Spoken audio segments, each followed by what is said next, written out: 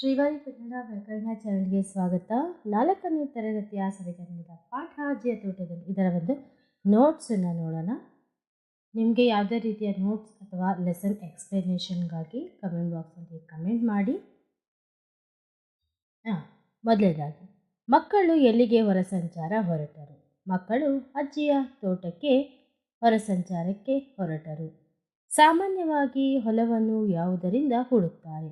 ಸಾಮಾನ್ಯವಾಗಿ ಹೊಲವನ್ನು ನೇಗಿಲು, ನೂಗ, ಎತ್ತು, ಕೋಣಗಳನ್ನು ಬಳಸಿ ಹೂಳುತ್ತಾರೆ. ಎರೆಗೊಬ್ಬರವನ್ನು ಯಾವುದರಿಂದ ತಯಾರಿಸುತ್ತಾರೆ? ಎರೆಗೊಬ್ಬರವನ್ನು ಎರೆಹುಳುವಿನಿಂದ ತಯಾರಿಸುತ್ತಾರೆ.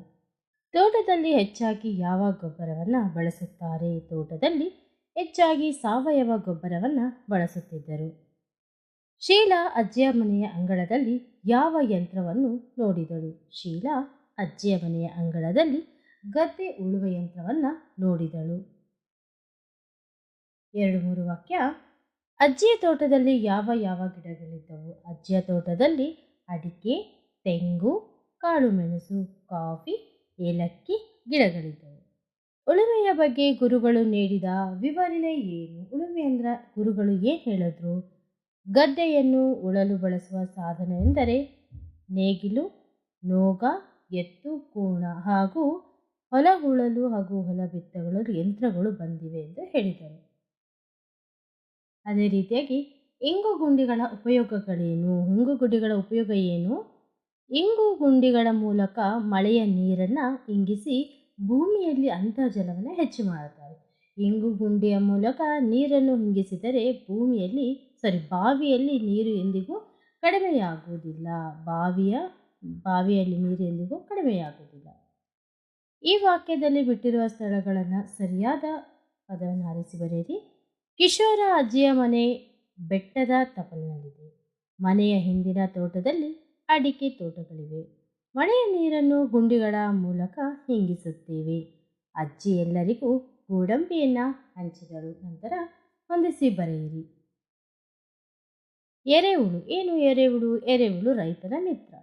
ಕೋಕೋ ಅನ್ನೋದೇನು? ಒಂದು ಚಾಕೊಲೇಟ್ ಹೆಸರು. ಅದು ಒಂದು ಚಾಕ್ಲೇಟ್ ಗಿಡ. ಅದು ತೆನೆ ಭತ್ತ. ಮಳೆ ಕೊಯ್ಲು ಅಂತರ್ಜಲ. ಹಟ್ಟಿ ಗೊಬ್ಬರ ಸಾವಯವ ಗೊಬ್ಬರ.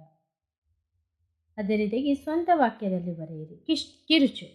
ತರಗತಿಯಲ್ಲಿ ಮಕ್ಕಳು ಕಿರುಚಾಡುತ್ತಾರೆ. ಯಾವಾಗಂದರೆ ಟೀಚರ್ ಇಲ್ಲದೆ ಇರುವಾಗ ಅಲ್ವಾ, ಇದ್ರೂ ಕಿರುಚಾಡ್ತಾರೆ. ಹೊರಸಂಚಾರ. ನಮ್ಮ ಶಾಲೆಯಿಂದ ನಾವು ಹೊರಸಂಚಾರಕ್ಕೆ ಹೊರಡುತ್ತೇವೆ ಅಥವಾ ಹೊರಡಲಿದ್ದೇವೆ ಅಥವಾ ಹೋಗಿದ್ದೆವು. ಆರೈಕೆ. ವಯಸ್ಸಾದ ತಂದೆ ತಾಯಿಯನ್ನು ಆರೈಕೆ ಮಾಡಬೇಕು. ಹುಲುಸಾಗಿ. ರೈತನ ಹೊಲದಲ್ಲಿ ಬೆಳೆಗಳು ಹುಲುಸಾಗಿ ಬೆಳೆಯುತ್ತವೆ. ಗುಂಪಿಗೆ ಸೇರದ ಪದವನ್ನು ಆರಿಸಿ ಬರೆಯಿರಿ. ತೆಂಗು, ಅಡಿಕೆ, ಬಾಳೆ, ಭತ್ತ ಅಂತ ಇದೆ. ಇದರಲ್ಲಿ ಯಾವುದು ಸೇರಲ್ಲ ಅಂದರೆ ಭತ್ತ. ಮೊಲ, ಹಂದಿ, ಮುಂಗುಸು, ಚಿಟ್ಟೆ. ಇದರಲ್ಲಿ ಯಾವುದು ಸೇರಲ್ಲ? ಚಿಟ್ಟೆ. ಸೀಬೆಕಾಯಿ, ಸಪೋಟ, ಅನಾನಸು, ಕೋಕೋ. ಇದರಲ್ಲಿ ಯಾವುದು ಸೇರಲ್ಲ? ಕೋಕೋ. ಪದಗಳನ್ನು ಕೂಡಿಸಿ ಬರೆಯಿರಿ. ಒಂದು ಎಕ್ಸಾಂಪಲ್ ಕೊಟ್ಟಿದ್ದಾರೆ. 1 + ಆದ 1 ಆದ. ಅದೇ ರೀತಿಯಾಗಿ ಇಲ್ಲಿ +1 ಇಲ್ಲೊಂದು. ಹೇರಳ ಪ್ಲಸ್ ಆಗಿ ಹೇರಳವಾಗಿ. ಹದ ಪ್ಲಸ್ ಆಗಿತ್ತು ಹದವಾಗಿತ್ತು. ಚಟುವಟಿಕೆ ನೋಡೋಣ. ಚಟುವಟಿಕೆಯಲ್ಲಿ ಅವರೇನು ಹೇಳಿದರೆ, ನೀರಿನ ಮೂಲಗಳು ಕೆರೆ ಆಗಿರ್ಬೋದು, ಕುಂಟೆ ಆಗಿರ್ಬೋದು, ಬಾವಿ, ಹಳ್ಳ, ಹೊಳೆ, ಸಮುದ್ರ, ಆ ಒಂದು ಪದಗಳು ಇದೆ ಇದರಲ್ಲಿ ಮಾಡಿ ಅಂತ ಹೇಳಿದ್ದಾರೆ. ಕೊಳವೆ ಬಾವಿ, ಕೊಳ, ತೊರೆ, ಕೆರೆ, ಹೊಳೆ, ನದಿ, ಸಾಗರ, ಹಳ್ಳ, ಸಮುದ್ರ, ಮಳೆ, ಕಡಲು, ಹಳ್ಳ, ಸರೋವರ. ಅಷ್ಟೇನಾ? ಅದೇ ರೀತಿಯಾಗಿ ನೀವು ಯಾವ್ದಾವ್ದು ಇದು ಮಾಡಿದ್ರೆ ಅದು ಇಲ್ಲಿ ಬರೀಬೇಕು. ಓಕೆನಾ? ಈ ವಿಡಿಯೋ ಇಷ್ಟ ಆಗಿದ್ರೆ ಲೈಕ್ ಮಾಡಿ, ಶೇರ್ ಮಾಡಿ ಹಾಗೂ ಸಬ್ಸ್ಕ್ರೈಬ್ ಮಾಡಿ ಹಾಗೂ ಕಮೆಂಟ್ ಬಾಕ್ಸಲ್ಲಿ ಕಮೆಂಟ್ ಮಾಡಿ ಹೇಗಿದೆ ಅಂತ. ನಿಮಗೆ ಈ ವಿಡಿಯೋ ಉಪಯೋಗ ಆಗಿದ್ದರೆ ಧನ್ಯವಾದಗಳು.